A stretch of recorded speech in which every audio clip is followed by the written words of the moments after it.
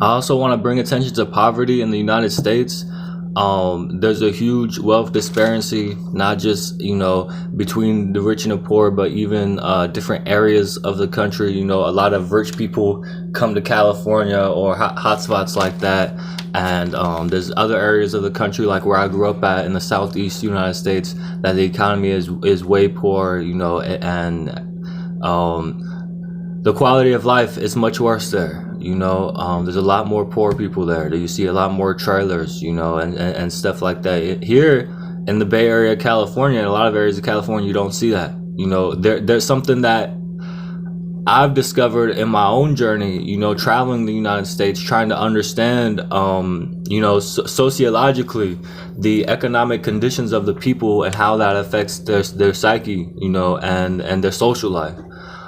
People in these urban hotspots don't always understand the realities that the people in the rural areas of the country are experiencing. Don't understand how privileged they have it to live in these areas, and not have to face what other people face. Where I come from, there's a bunch of trailers. A lot of people struggle to pay their light bill, even the water bill.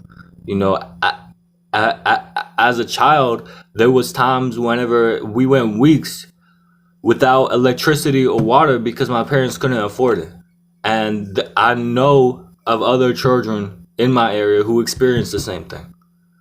And during the summer, we usually didn't have breakfast or dinner.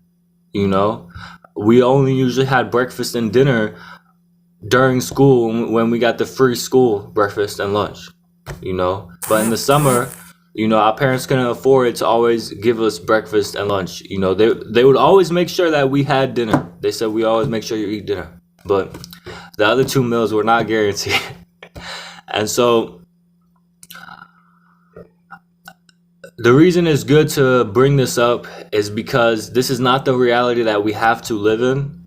What communists like myself want is for the working class of all the different sections of this country, all the different sectors of labor, all the different geographical areas, all the different cities, all the different states, to locally, regionally, and nationally organize together and start to create a planned economy to create a better life for everyone. That's what they do in nations like China and in socialist nations. They have socialist intellectuals and workers come together and create a planned economy. Unlike here, where we're ruled by the rich.